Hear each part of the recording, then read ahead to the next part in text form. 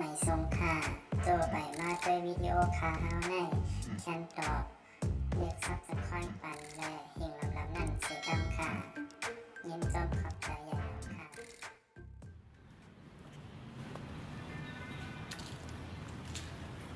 ออกขาได้เป็นทางกองมูนะครับเนาะกองมูนครปฐมนะครับกองมูสิริในเวียงนครปฐมนะครับกองมวลเนี่ยแปลว่าเป็นอันเยอะเป็นอันเยอะหรือเป็นดินเมืองไทยนะครับเนาะในกองมูนะครับชื่อมันแต่ว่ากองมูนครปฐมสิรินะครับ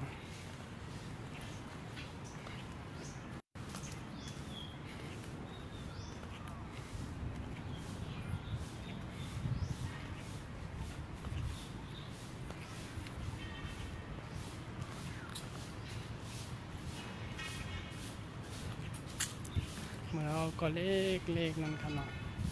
จำได้ด้วยเชิงอลองนะกองมวลในก็ไก่เขาปานเชิงอลองปานเก่านั่นครับ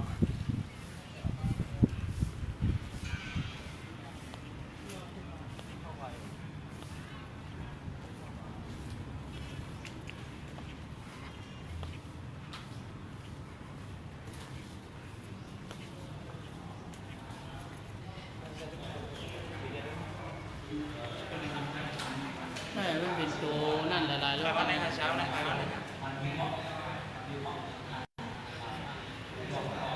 ช่ตัวปารีสหลายๆ ปียวนเหมือนกันเนาะ ปารีสไทยปารีสไทย ปียวนก็จะแข่งไปกันเนี่ยเอาความเงาไหมครับ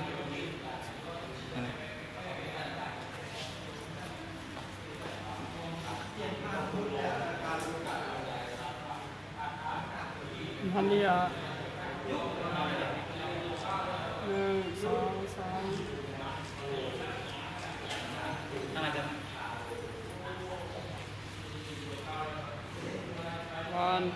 3 เอาพูดเลยเอาพี่พูดเลยเอาพี่นะ 1 2 3ไม่ว่าตีนไง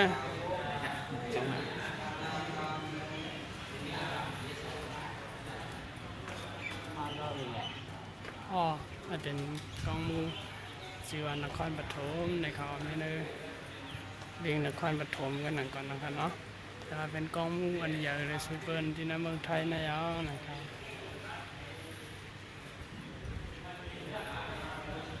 เปลี่ยนเป็นนักสมีเขาจะได้มาให้มาปอร้องอย่างนี้เลยนะ เมื่อก็เล็กๆนั่นครับเนาะก็ได้ด้วยอาลองจึงอาลองอันไทยเขาเฮ็ดออกอันไตเอาขึ้นปีนเสียงไตน้ำในกระหันปลาในจึงอาลองนั่นครับเนาะ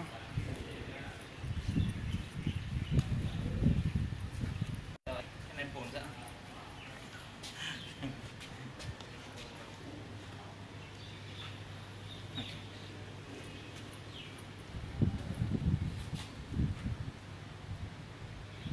1 2 3 1 2 3บ้านเดียว1 2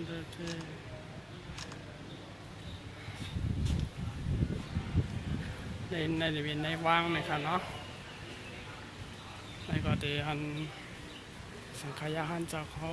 สอนดีสอนเพ่นครับ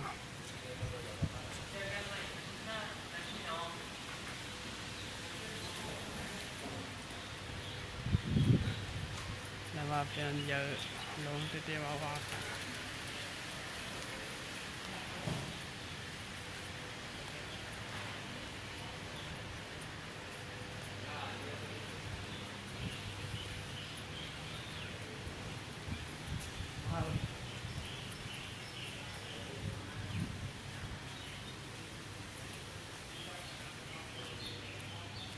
ตอนนั้นเนี่ยก็ปฏิบัติอะไรอยู่นะตอนนั้น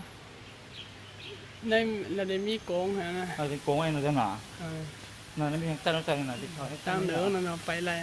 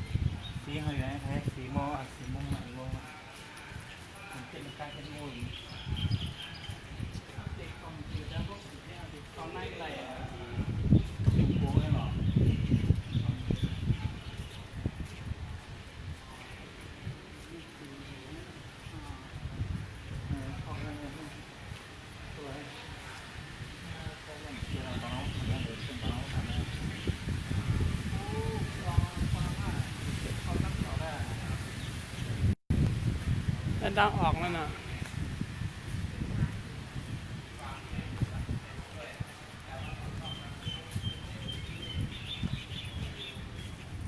นั่นแหละแต่ฟ้าเนี่ยมันค่าประกันนะจ๊ะเนาะ อืม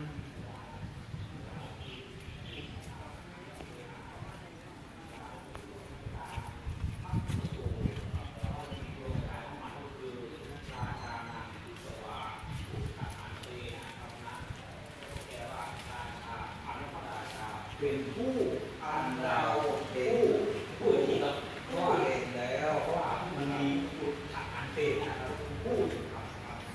เป็นผู้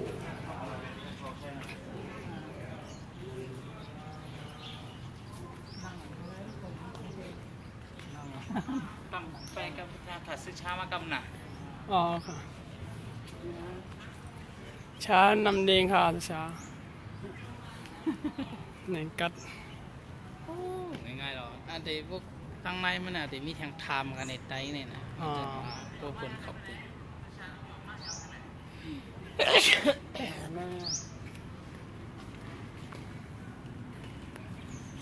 ไปส่งเขาจะไปค้นตัวกันทางไม่เมินนะครับเนาะ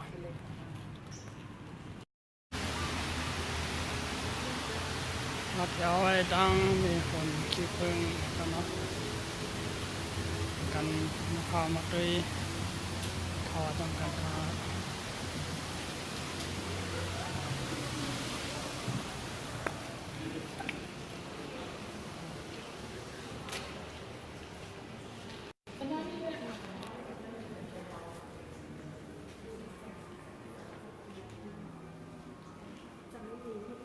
สามารถถ่ายรูปได้นะคะอันนี้ต้องการไกด์ไหมคะหรือว่าจะเดินเรื่อยๆเชิญ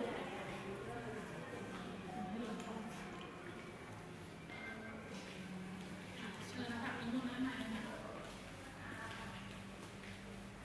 แล้วก็จะช้า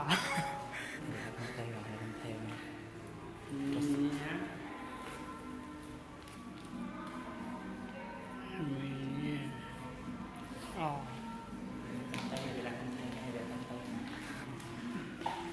หมอความใจหมอความไทย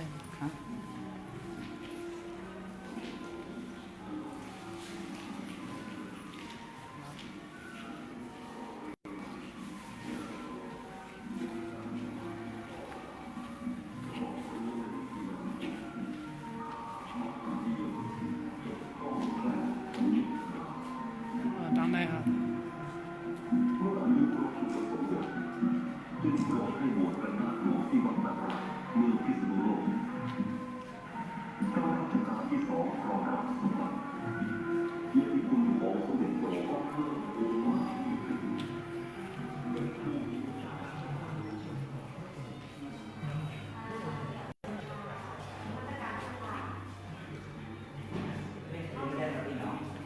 ห้องนี้เป็นห้องการภาพเปิดโปงนะคะ เราจะมีเจ้าหน้าที่ถ่ายภาพให้เก็บไว้เป็น ครับ แบบครอบครัวค่ะ ครับผม เราสงวนสิทธิ์ในการถ่ายภาพก็คือแต่ว่าขอเชิญท่านถ่ายภาพที่เป็นสิริมงคลนะคะ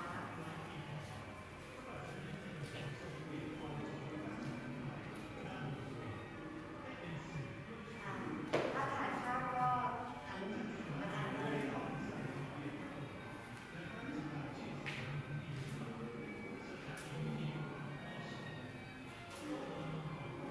เธอไปข้างในเลยค่ะคุณพี่ถ้าถอดถอดรองเท้าคุณค่ะแต่ว่าพระท่านไม่ต้องถอดขอให้ท่านถูกไปทางนี้คุณค่ะเจ้าค่ะพอแล้วค่ะขยับเข้ามาหน่อยค่ะ